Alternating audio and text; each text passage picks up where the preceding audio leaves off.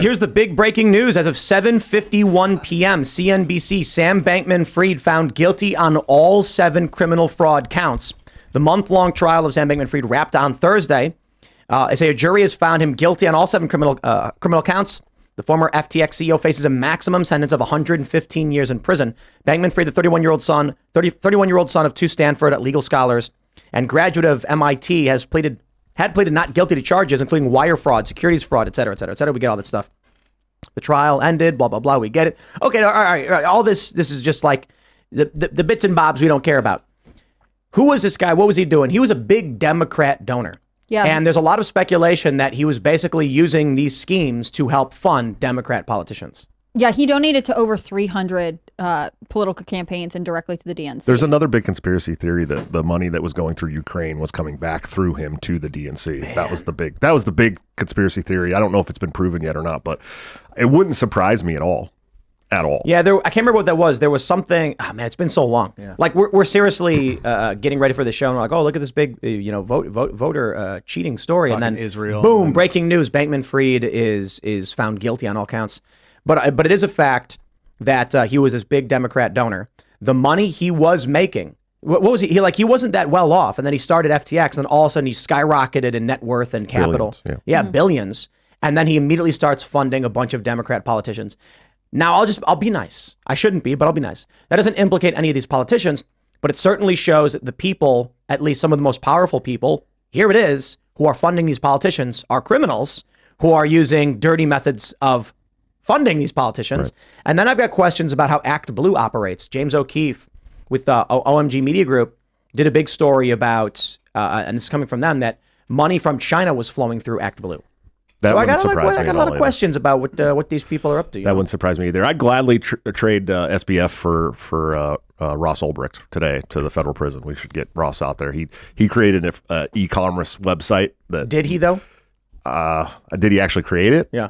I mean, maybe. Silk Road. For people who aren't familiar, he's the Dread Pirate Roberts. They say that, but he was the creator of Silk Road, but they don't know if he was. There was several Dread Pirate Roberts, but they don't know if he was the one that had to do with the murder for hire stuff. They just brought it up in court, dragged him through the mud, and then dropped all those charges, and then put him in prison for 2.5 life sentences. This is the Silk Road. Yep. This is where people were buying and trading a bunch of stuff, whether it was legal or not. And the username was Dread Pirate Roberts. So one of them, yeah. One of them. The argument was he makes this, or someone made it, and they pass it off to someone else. Sure. And they just share this name. You guys have seen The Princess Bride. Oh, yeah. Right. The truth is, I am not the Dread Pirate Roberts. Yes, yeah, like, exactly. The real Dread Pirate Roberts died years ago. It was really genius. I mean, if you think about it, the way they ran that. But he's sitting in prison for 2.5 life sentences for an e-commerce website and nothing more, really. I mean, that's basically what it was. Tucker Carlson went to meet Julian Assange. You see that? I did see that. I have not. The episode hasn't come out yet, but right. Yeah, I saw that he went to meet with him. But I don't know if they're filming anything. I don't know if he's able to film in the prison. God, I hope they let him. Yeah, that'd be interesting. But either way, I'm curious if y'all think this is a blip, this guy getting caught, getting busted, or I think this may be a component that we've seen of the faltering of the neo-corporate, liberal, neocon, neo-lib establishment. Its schemes are failing. I mean, some people like to say since Epstein got taken down, it started to look like it's unraveling, perhaps. I don't know. Maybe this was their attempt at creating some kind of alternate, creepy international funding scheme. No idea.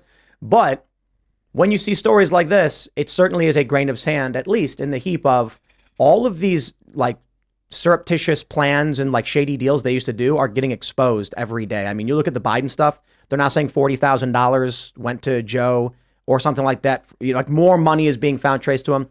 I kind of feel good about it. I don't know. What do you think?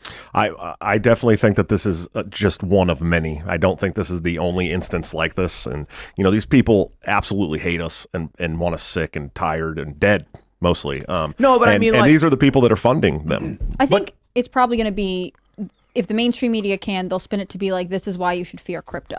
This is what the issue is. Never trust crypto. Don't look for alternative currency. People who push alternative currencies are, scamming you or whatever else. They'll try to avoid the fact that he was ultimately in the camp of the DNC, and that's what I am concerned about. They're only going to break the altcoins because the Bitcoin community is way too strong. Yeah, but what he was doing is running an exchange. Yeah, the cryptos themselves are legit. Some of them are extremely legit. I believe that, but I think the average American is not so well versed in crypto to understand the differences. So we got to get them more well versed. Yeah, I think that's great. But you are now racing the mainstream media who's trying to protect the DNC, right? Yeah. They're going to say, no, it's not that he was taking money from Democrats or trying to influence anything political. It's this technology that you're scared of. And I say that as a full-on technophobe, right? If you are afraid of crypto, you don't really understand the difference between an exchange and the coins and all currency or whatever else, you're going to say this guy scammed a lot of people, and the mainstream media, MSNBC, says that I can't trust them. And that's what they want you to believe. They don't want you to make the political connection. Well, then we need to be ready with the counter narrative that's fine. Just Bitcoin's much safer. They can't stop crypto. They can't stop crypto because too many people are just sitting there waiting for their get rich quick scheme. Sure. Because they don't quite understand how it works.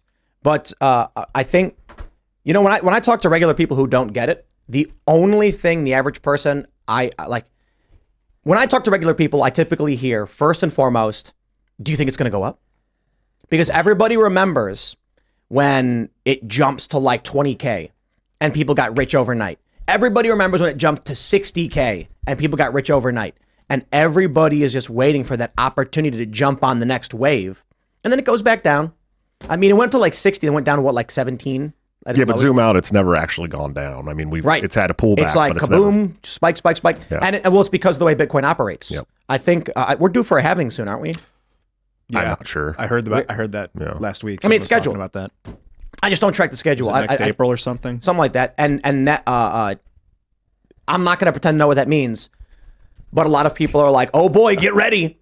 Because basically what this means is the super simple, I don't run a Bitcoin company, but the super simple version is the amount of energy to produce, the amount of energy required per Bitcoin is going to double. Yeah, and block rewards are cut in half, basically. And that means if it costs, let's just do dry units, 100 units of energy to create one Bitcoin. After it's cut in half, it's going to be 200 units of energy for one Bitcoin, meaning your costs will double and you're going to have to charge more. No one's going to want to sell. Like for this reason, that's basically forcing the prices to go up. Not to mention it's the attrition of Bitcoin itself. Sure. Yeah, specifically in April 2024, the block rewards will decrease from 6.25 to 3.125. Yeah, did you? What was this? Max Kaiser offered Alex Jones 10,000 Bitcoins last week or whatever. Did you see the Twitter of him going, "We're not selling"? He's like screaming on stage, "We're not selling." Yeah. Wait. So the story is Max offered Alex Jones 10,000 Bitcoins, $300-something million by today's standard, and Alex didn't care and lost it or something and said whatever. And then Max told him, I'll give you another 10,000 if you can answer 5 Bitcoin questions. And Alex couldn't do it. And apparently they were not complicated questions, but they're questions like basically if you're in Bitcoin, you knew. Right. And he offered him $300 million. Well, that's not even enough to cover half of his fines, unfortunately. No, but a third. Yeah, that's the funny thing. Like if he actually gave him the crypto, it'd be gone in 2 seconds. Yeah, it'd be gone. The government fines. Sees it. Yep, absolutely. By the way, I did a show with Chase Geiser this morning. I love Chase. Yeah, he's a good friend. Infowars. That's what made me think about it earlier this morning. Check it out. Also, when you're wondering, is crypto going to go up? You also got to ask yourself, is the U.S. dollar going to go down? Yeah, because they're inversely proportionate. We really need to need to get out of this is it going to go up and down narrative and start. I'm not in that. We got to figure out a way to pass this dream of mass adoption, because it's going to be so important. If we ever if the central banking system ever fails, and it's not about when, it's about if. I believe that it will eventually. No, you mean it's not about if, it's when. Yeah, that's what I meant. Yeah, that's what I meant. I mixed that up. But yeah, absolutely. When it happens, if you're on something that already has a framework worked out, you're going to feel a lot less blood than the normal person who has no other investments. I could see Amazon, Jeff Bezos just being like, now you can pay with Bitcoin. I could see something like that. That's a part of mass adoption, and the more people that accept Bitcoin, the closer we get to that mass adoption. The more that people start buying Bitcoin, the more Bitcoin stabilizes, and you stop seeing these the big price pullbacks and stuff like that. And people got to start thinking about it as what it is. It's a unit of money. It's your when you can start making purchases with it. It's El Salvador. And people in Salvador are doing great things. I mean, the economy's been pretty well off since they've done that. What gets me though, if you look at the entire crypto market, all of them, according to CoinMarketCap.com, the entire market's $1.3 trillion. Right. That's like nothing compared to the U.S. U.S. could print that up and buy it all. It's just a matter of finding it, but like. It doesn't seem stable to me that it's that little and it could be that moved around by the global governments. Why do you disagree? I don't think that they will. I think that they want full control over the blockchain, right? And so that's why they're going to push CBDCs, because they'll have the opportunity to shut down your money on the spot. You know what I mean? They could take, if you said the wrong thing on the internet, they could shut down your money. Boom. They want that kind of control. They don't have that kind of control with Bitcoin. But they could easily get it. I disagree. I just don't think they. I don't think they care enough about it to do that. I think that they want to find a way to tax it. But there's also other ways to have anonymous Bitcoin exchange as well. Level 2 and Lightning Network and stuff like that too. It's becoming more anonymous. It's not becoming more like government friendly as time goes on. The issue is once there is, look, it's really this simple. New York City says if you accept Bitcoin from our banned list, then we are going to fine you $10,000 a day. And we already saw what happened with masks. They will all immediately bend the knee. So you can't stop someone from having Bitcoin, sure, but government can stop you from being able to use it. But Miami actually is encouraging it. And what they'll do is, if they really want to ban you, they will issue a mandate to all terminals at stores. These addresses are the ban list, and they'll argue these are terrorists and criminals. And if you facilitate through these, so what'll happen then is smaller level businesses will say, can we get something that will instantly add these addresses to our terminals? Because we can't track all this. Then a company will be like, we're terminal safe. Make sure you're not funding terrorism. Upload our government approved, ban list, and you're only banning people who are terrorists. And then they got right. Well, and that's also why we need like government officials that are going to like ban Chainalysis and like Bitcoin trackers and stuff that the federal government use now. We can't get there. The federal government will absolutely. But the decentralized revolution is going to eventually find a way around it. Whether it's a new kind of web development or something, it's going to come along that will continue to go away. I feel like people make this mistake with a lot of things. Politics and technology are not as relevant as culture and morals. And so when you look at everything in this country that people are complaining about, I'm like, yeah, our culture has completely decayed. Our morals are gone. And you've got people who are willing to lie, cheat, and steal to take whatever they want because they don't care. Of course. Not completely, though, but I know what you mean. I'm watching I want to save a little bit this for later because I was watching some of the trial of the Minnesota Trump hearing on the 14th Amendment. And we know what's going to happen with this. The judges don't care what's right. They care about winning for their ideology.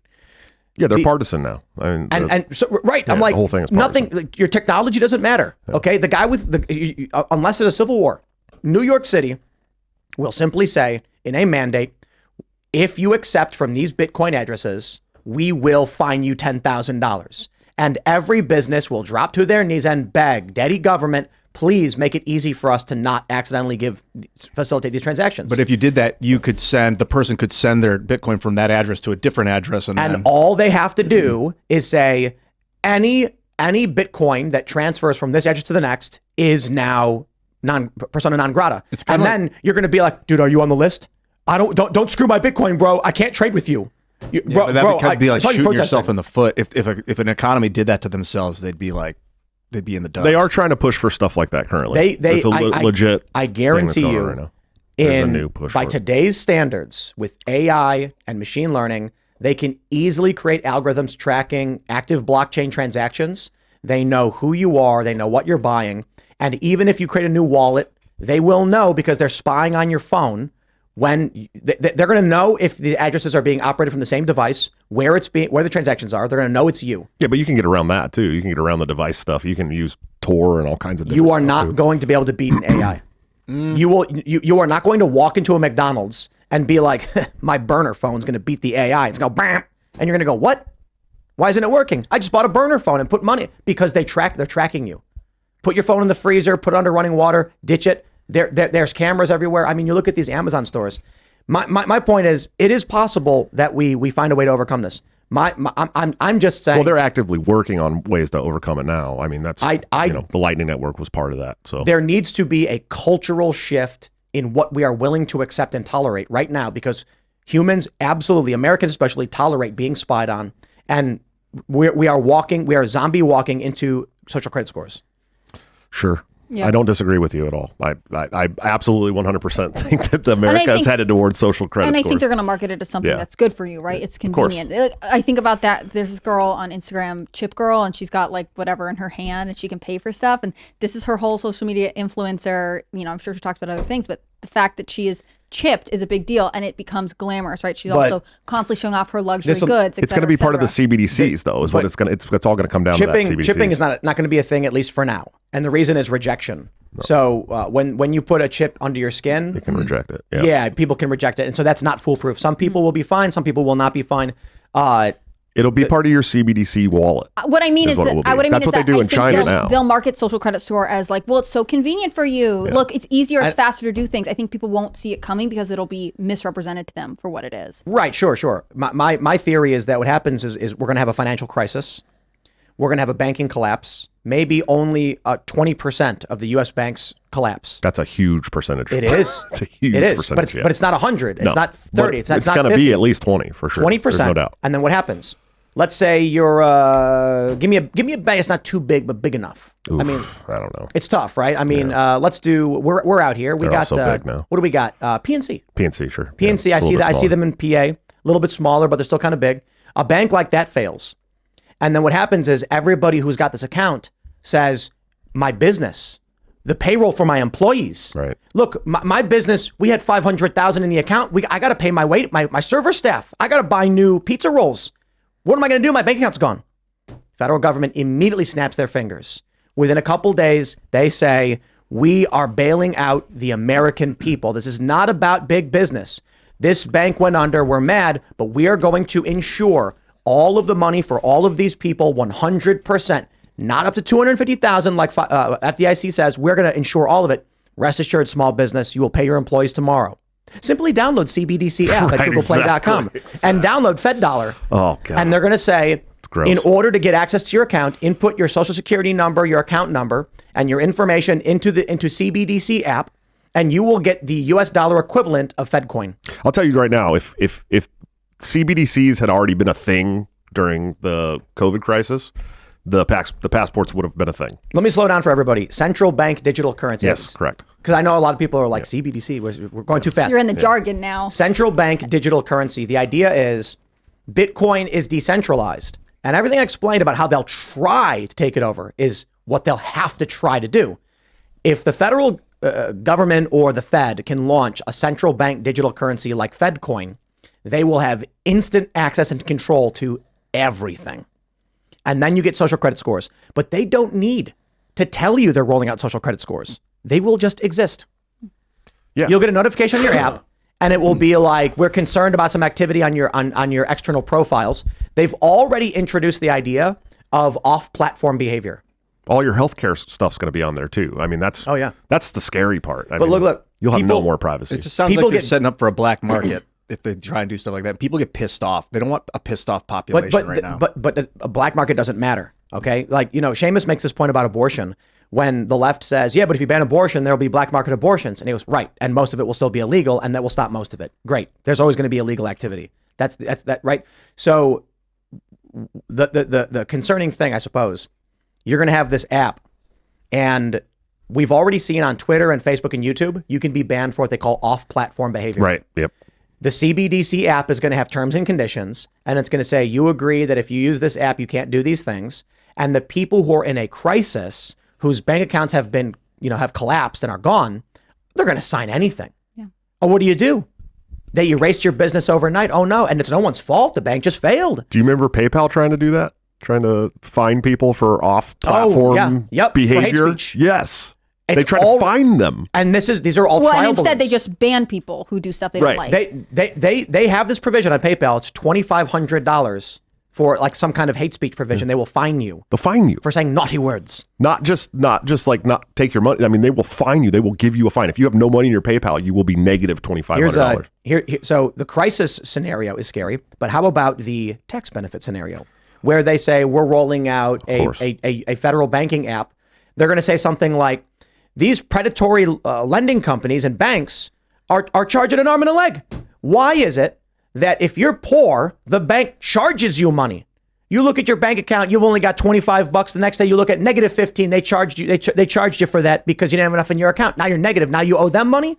But if you're rich, they pay you. That is unfair. The post office will be opening holdings accounts for yes, right, for all Americans. Yeah. Download the post office app. It is a no fee bank account for you, the American people, with interest rates. No more overdraft charges. Now you've got a federal government banking system. You download the app, you agree to their terms of service. Don't say naughty words. And they're monitoring every single transaction you make. Thanks for watching this clip from the Timcast IRL podcast. Hang out with us live Monday through Friday at 8 p.m.